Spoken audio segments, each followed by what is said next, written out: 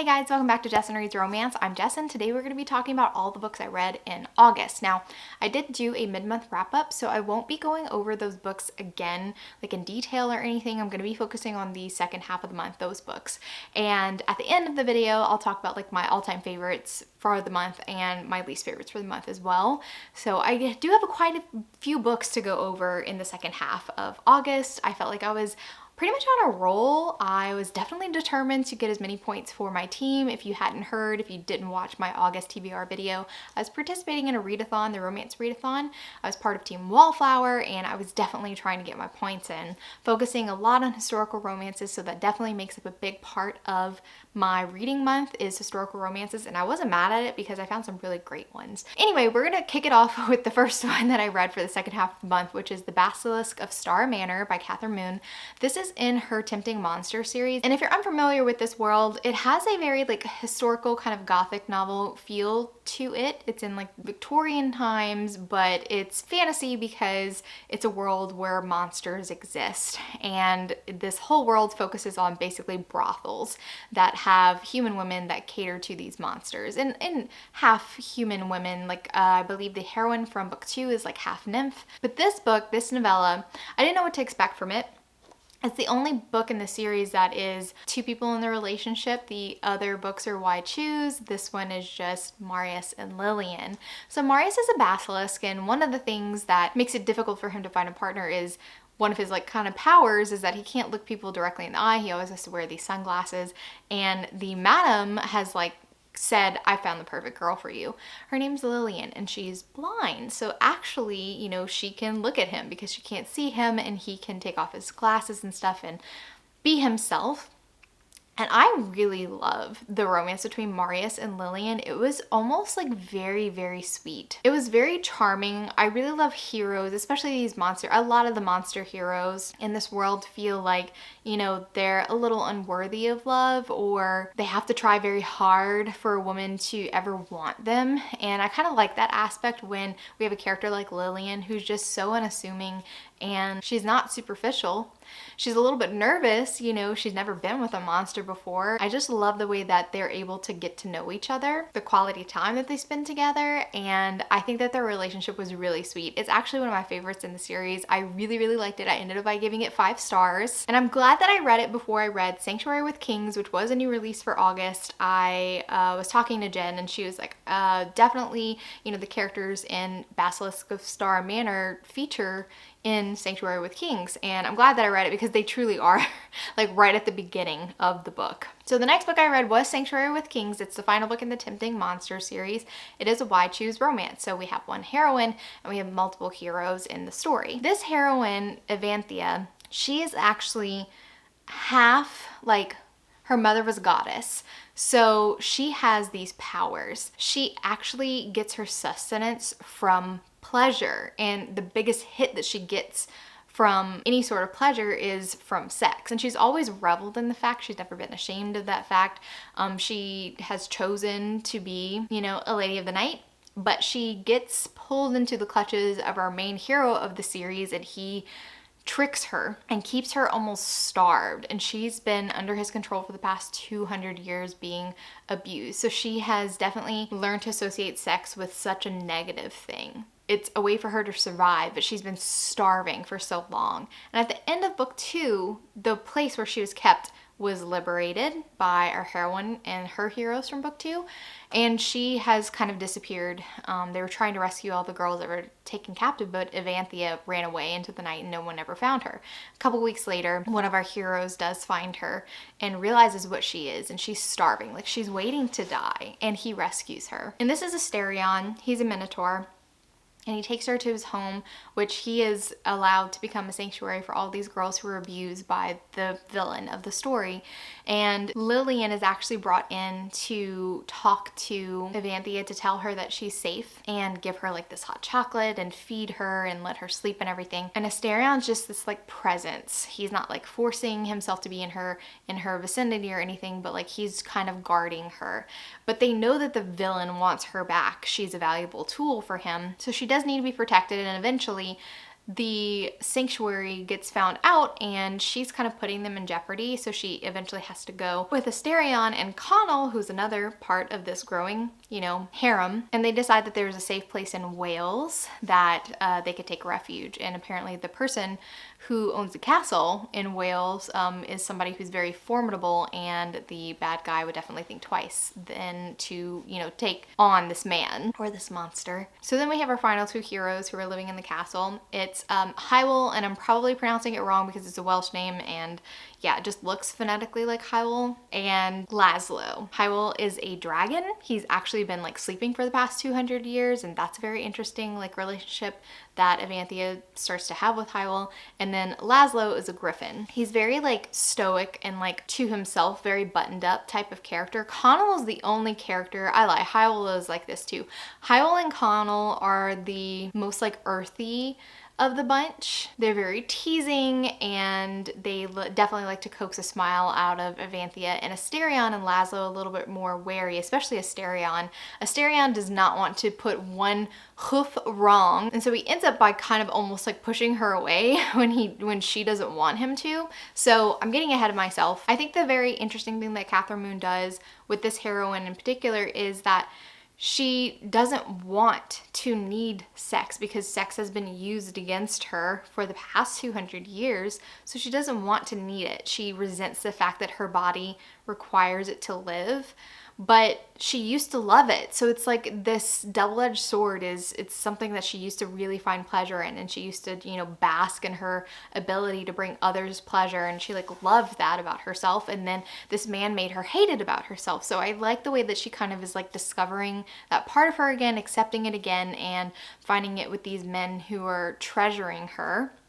Like I said, she finds Hywel, who's hibernating, and she finds it really calming to just tell him all her thoughts. He's sleeping, so he can't hear her, but then he starts talking in her head and stuff like that. And yeah, so anyway, she definitely builds a relationship with all four men. I really loved Asterion in the beginning, which was the Minotaur who originally rescued her, but he becomes so standoffish, and he has not a lot of page time. I was expecting him to be there more because he was the original one that found her, but as soon as he dropped her off at the castle, he made himself scarce. He left. He was oh, she doesn't want me, she probably wants Connell and stuff. And so he keeps pushing her away when she was just what the hell, no, I want you to stay.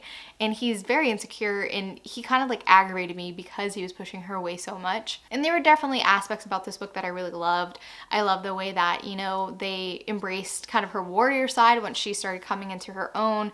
She wanted to kind of be trained and stuff, and they have this mission where they go and rescue, I forgot what it was some sort of creature of legend, and she participates in the rescue, and she definitely saves them all. So I definitely liked the book. I thought it was a fun adventure, but I think I felt less for this group as a whole than I did for books 1 and books 2. I think it was because half the time they were all separated instead of introducing one at a time. The two that we were introduced to first are the scarcest in the books, and we spent a lot of time with Hywel and Laszlo, and I felt the relationship progressed pretty fast with them, and it was very easy for them to kind of accept oh, we were falling in love with her.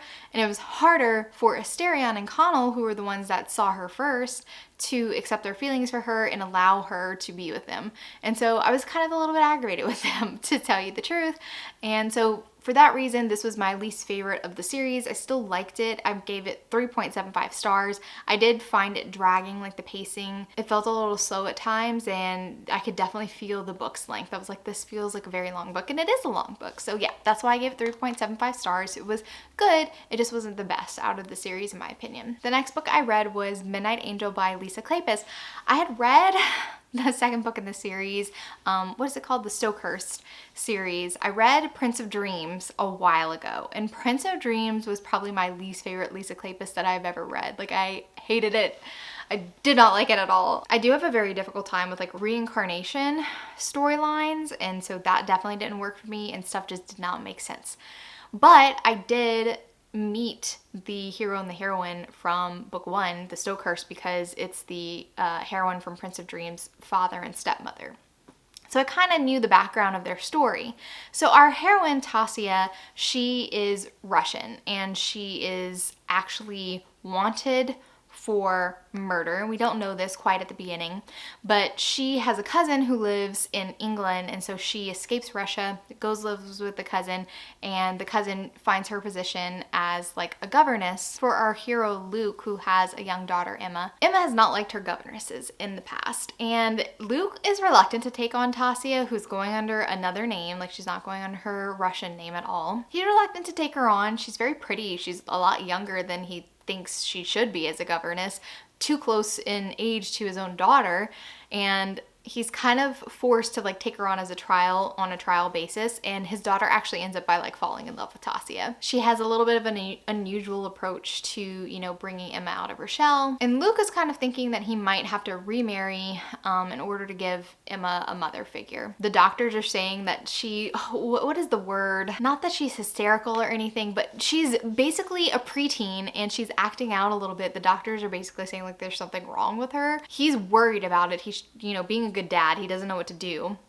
And when Tasia comes along, like she's just like, it's normal. Like teenage girls just have mood swings and stuff, and I did as well, and look how I turned out, like it's fine.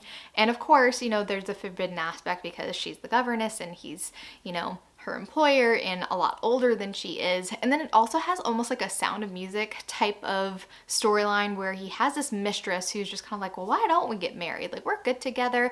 Like I can be your hostess, you know, I can be a mother to Emma, but she doesn't actually have an interest in parenting, you know, just like the Baroness from Sound of Music, because she just like, children, I don't know what to do with children. And, you know, Tasia is like Maria. And I really like that aspect of it. I thought it worked really well. So I enjoyed this one so much more than Prince of Dreams. It just worked so much better. I gave it 4 stars. The next book I read was The Devil Wears Plaid by Teresa Medeiros, and this one was an interesting read. So Emma her family is pretty much like destitute. Her father had a gambling habit, and this very old man who's like had 4 previous wives has agreed to marry her, has already given her father money. So she's marrying in order to save her family. The day of her wedding, there is a Scottish man who bursts through the chapel doors on a horse and basically captures her. His name is Jamie Sinclair, and he has a grudge against this old Earl and takes her as a captive. This Earl's ancestors basically stole the ancestral home of Jamie's clan. And then there's also a more recent grievance involving Jamie's mother. There's definitely some Romeo and Juliet things going on in the book, and Emma is struggling with wanting to get back, not because she wants to be with her, you know, fiance and get married to him, but the only way for her to save her family is to marry this man. The more she learns about him, the more, you know, she despises the man, but she's like, what am I to do? And she's starting to fall for Jamie. So I thought it was a very enjoyable read, but it got a little Shakespearean towards the end. It was interesting, but also just a little bit bonkers toward the end. So it was okay. I gave it 4 stars. It wasn't like the best Teresa Medeiros that I've read, but it was an adorable read. Next, I finally read Resonance Surge by Nalini Singh. This is part of the Side Changeling series. It's like book 22. What book is it? It is book 22 in the Side Changeling series. I love it. All the books have a fated mate aspect to it. My favorite pairings are with a Psy and a Changeling, or Changeling pairings. I'm not really super fond of the Psy pairings, but this one is between a Psy, our heroine, Theo Marshall, and our hero is a bear shifter. And he's just wonderful. And not only is, you know, Yakov, I don't know if I'm saying it correctly, our hero, but we kind of have like a double romance going on. She's done this once before, at least once before in the series. Kiss of Snow had a double romance going on with that one. We had like a main couple and like a side couple that gets an HEA, and there's a similar thing that's happening with Yakov's twin brother. But the main relationship between Theo and Yakov is so good. So Theo Marshall has been this dirty little secret in the very powerful Marshall family. The Marshall family prides themselves on being very strong, powerful in their like psi abilities, and she's a twin. Her brother is a very powerful telepath, I believe, and she barely has any powers at all. She has like a 2 on her telepathic skills, or a 2. And we do meet her in a previous novel, Wolfrain, which is one of my favorites of the series, especially of the newer bunch of the books. So I was always intrigued by Theo and her brother, Pax. And I love, love, love the background because Theo had to thrive in a very emotionally abusive family that separated her from her twin from a very young age because she was weak and she was going to bring her brother down. So she was, given to this woman. This woman raised her with no love because the Psy, reject emotion. And she feels this incredible guilt, which we, discover some things about the way that her grandfather kind of like used her and the trauma that she's experienced in her past that she doesn't quite have full memory of. She kind of has some flashbacks of it. She's assigned this task where she needs to go to Russia because part of the family making amends for the Marshall family just being like terrible, her twin brother is now like the leader, sends his sister to go dismantle these rehabilitation centers where basically they kind of lobotomize some of the Psy for, displaying emotions. And they're like, this particular one was kept off the books and like, we want to know why. And your name was actually associated with this. So like, I need you to go take a look at this, Theo. So Theo goes and she is assigned an escort by the local Psy clan that's in charge, and it's the Bears in Russia. So Yakov is her escort, and I love it because he has a Psy ancestor, either his grandmother or his great-grandmother, and she had seer abilities, basically. She was an F-Psy. So he's been dreaming about this girl since he was young, and he knows that like this is his mate, and when he sees Theo for the first time, he's like, this is her. So he like already kind of knows that this is his mate, and I just like, I love the way that Nalini Singh writes these pairings where he's so earthy and emotional and physical, and Theo, who's been starved of like being able to display any emotions and physical touch, like she's starving for it, and he's able to give that to her, and also the sense of family that she's been craving. And I just love it. I love how he's there to support her as she like discovers all these like skeletons in her closet. She starts, getting her memory back, and I just thought it was really wonderful. I really, really, really love this installment. I gave it 4.5 stars, so it was a really great book. Getting back to some historicals, I picked up Phoebe by Minerva Spencer. It's the first book in the Bellamy Sisters series. This one was recommended to me as part of my 12 French challenge. Jen recommended this book to me. I'm not gonna lie, I'm glad that it was part of like a challenge so that I could push through because I did have a difficult time sympathizing with the heroine. There's definitely a bit of like Pride and Prejudice theme going on here because our heroine Phoebe, her family is destitute. Her father has gambled away all the money, and the only way to save them is hoping that someone's going to rent out their ancestral home. They've been, relegated to this small manor house that it's one of the only other pieces of property that they still own. They've sold off a lot of it. Phoebe is the second youngest, I believe, but she kind of has taken charge of like the household affairs. Her older sisters are a little bit more eccentric. Like the oldest, Aurelia, she is an artist and she does like scientific drawings and stuff, and she's been like doing these drawings like under a pseudonym that's like a male name so that she can, make some money that way.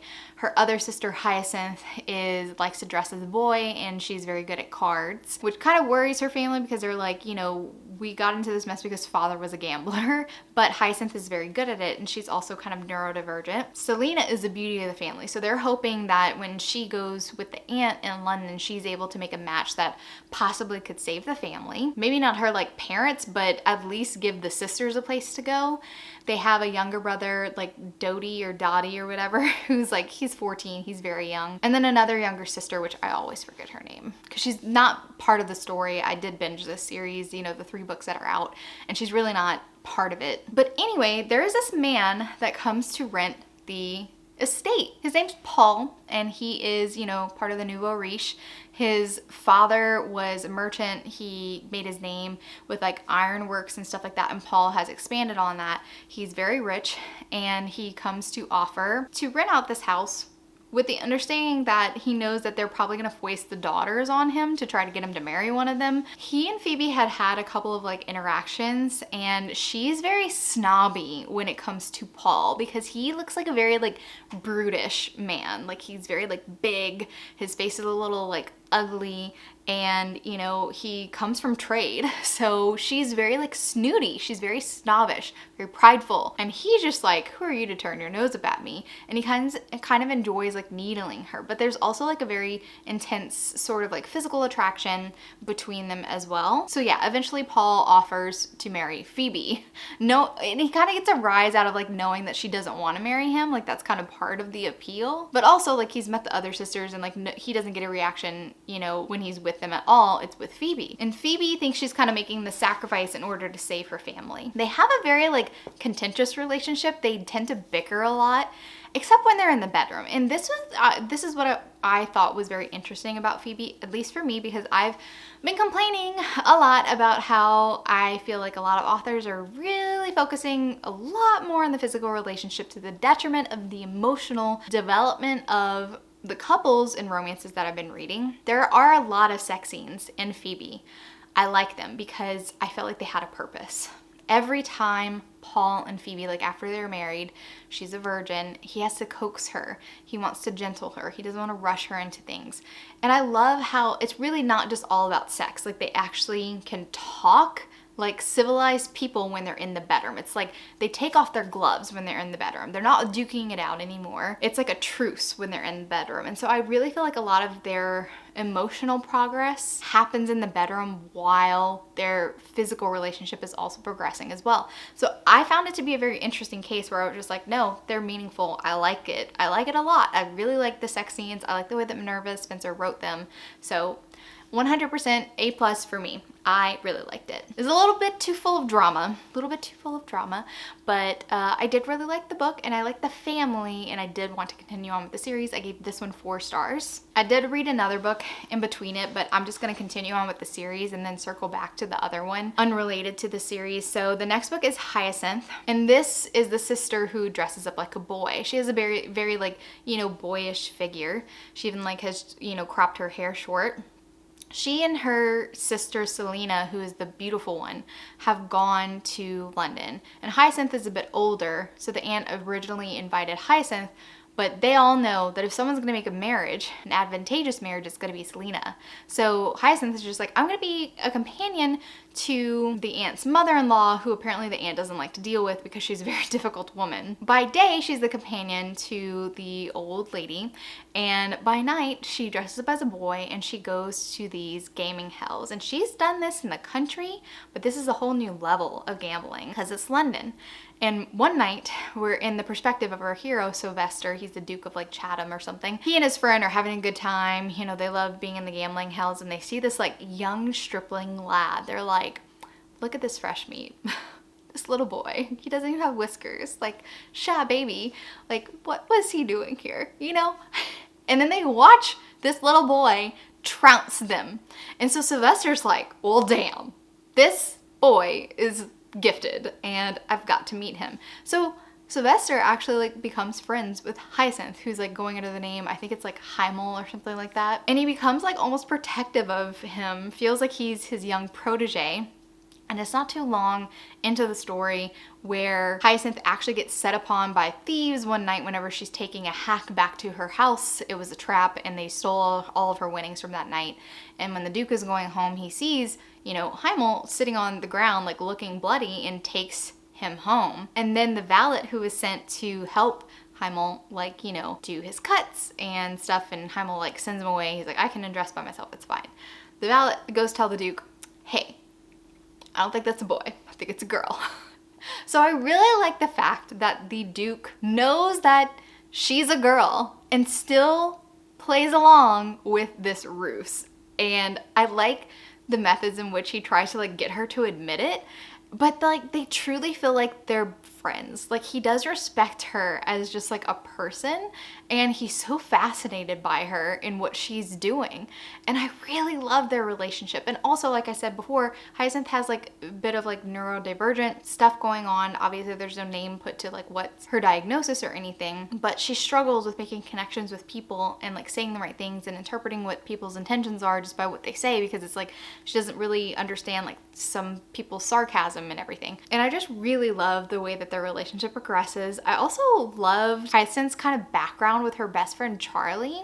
There's definitely a story there, and I think that this book has one of the best like grovel scenes. I pretty much teared up when the grovel scene happened. I thought it was so well done. It was just so great. It was so great and so beautiful, and I really loved it. So Hyacinth was phenomenal. I gave this book 4.75 stars.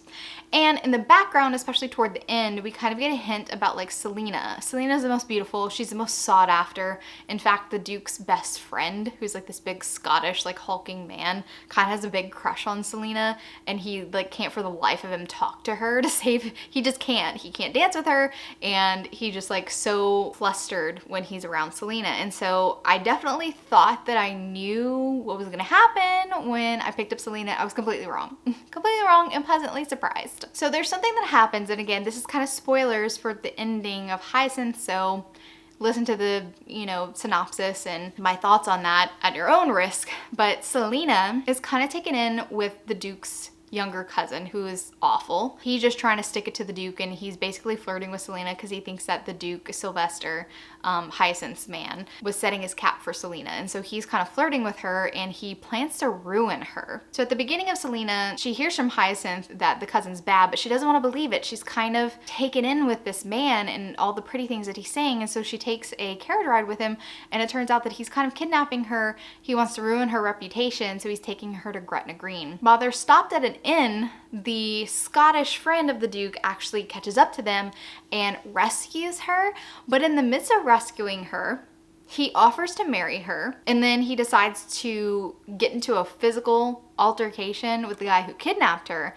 And Selena is so turned off. First of all, she's embarrassed because she's like, I lamented the fact that people just looked at me and all they saw was my beautiful face. Like, they don't want to look any deeper. But the reason why she fell in love with this man, or she thought she fell in love with this man, is because he was beautiful and he said all the pretty words, but it's all so superficial. And she feels so terrible because she's like, I can't believe I was so superficial in falling for this man who is absolutely villainous. She's disgusted. But she's also disgusted because nobody's listening to her, because she's like, hey, don't fight with him. Let's just go. I want to go back to London. I want to be with my sisters. You don't need to do anything. And she's not listened to. So they like give her their coats for safekeeping, and she decides, you know what, there's coins in this coat. I'm so sick of these men. I don't even want to go back to London. I don't want to, nobody asked if I wanted to marry this man. Like, he doesn't even know me. Like, why is he offering marriage? He like could never say two words to me. She's just so sick of it all. So she just does something very impulsive. She takes the money that was in their coats and gets on a carriage just headed, she doesn't even know where. She's just like, I'm just gonna go. I'm just gonna go.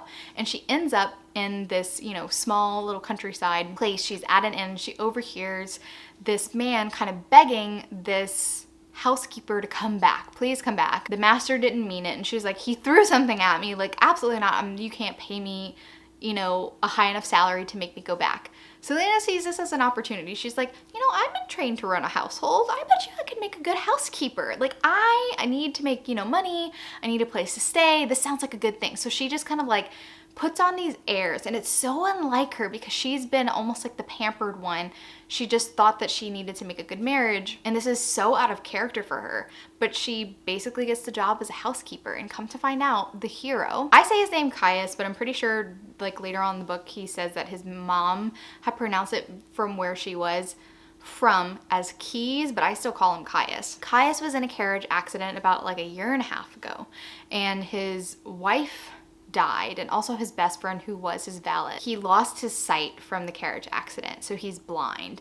He is extremely depressed, and I love the way that this is like such a situation that I just didn't expect Selena to be in. She takes charge of the servants. She realizes that there are things that they can do to make Caius's life a little bit easier, like moving any obstacles in the middle of the foyers, taking out all the rugs and stuff, and she pushes him and she challenges him to make the best of the situation. Like, these are things that you can do. Like, you're not helpless. You can do these things. And she pushes him to like make progress and to have something to live for. And it was such a great story and such a great romance, and I loved it. So again, I gave Selena 4.75 stars. I thought it was phenomenal. I can't wait to see what Aurelia's book is going to be like, because we do know from book 1, when all the sisters kind of went their separate ways, that Aurelia took a job from this well-regarded man in the scientific community who needed for her to like draw her scientific pictures, and he's like living up in Scotland. So I'm assuming that's going to be your hero, and I'm just very, very excited to see what Aurelia's story is going to be. The other book I read was Girls Before Earls by Anna Bennett. This was also part of the 12 Fringe Challenge. And this one is a romance between this man who has become a reluctant guardian to his niece. Her name's Kitty, and he's Lord Bladeton, and everyone calls him Blade. And he needs to basically find a home for Kitty to live in, like a boarding school. She's already been like kicked out of one, and our heroine was an orphan, and she was lucky enough to be at a boarding school where she learned a trade, and now she's starting her own boarding school. But it's very small, and she doesn't have a lot of like girls, and she needs to find more people to sustain it. And Kitty's a bit of a challenge because her reputation can kind of be put on the line because of Kitty's antics, and you know, he's not looking to fall in love with this headmistress, and she has, you know, opinions on how to, you know, bond with his niece, and he's like, well, I didn't expect to bond with her. Like, I just wanted to drop her off and like basically hand her off to someone else. And she was like, no, she's crying out for attention. She wants you to be here, and like she knows you don't want to be here, so like you need to come every weekend to talk with her. You're her only family. Her parents are dead. And there's also like a reason why he is reluctant to get close to Kitty, and it has to do with like his relationship with his brother and his brother's wife. So anyway, it's kind of like that forbidden romance where he has nothing really to offer Hazel. Like he's not looking to marry her, and Hazel's reputation is on the line, and you know, being with him could risk like the ruination of her school that she's trying to build up, which she thinks it's important to have these girls have a place to live, and not all of them come from a wealthy background. So anyway, I thought that the romance was really cute. It was a 4-star read for me. Okay, so then I was feeling like I wanted to go back to the Anne Gracies. And if you watched the first half of, you know, August, the mid-month wrap up, I read The Perfect Rake for Patreon. My patrons pick 2 books per month that I do an exclusive vlog on. One of them was The Perfect Rake, which is the first book in the Married Sisters series by Anne Gracie. I really like The Perfect Rake. It introduces like that whole family, and I just loved the family, and I wanted to see everyone get their HEA. So The Perfect Waltz is about Hope.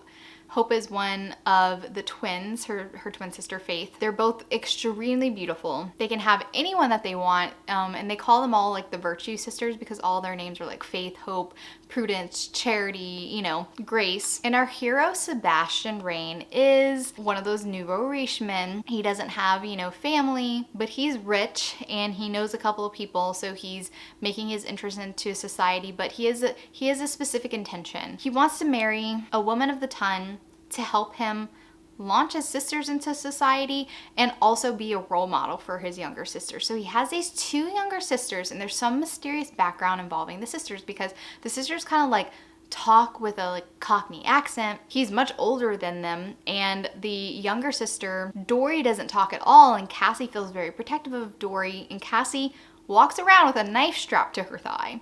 So these girls have been through something, and Sebastian rescued them from something, but like what happened to separate them? We don't know at the beginning of the story. And he doesn't know how to like connect with them. He wants to love them, but they're very standoffish. Like they're very wary of men. So we don't quite know what happened to them in the beginning of the story. All he knows is that he needs somebody who would be a good role model, who would be a steady presence in the girl's life. He does have a person in mind. Her name's Eleanor, and she's like a wealthy, almost spinster.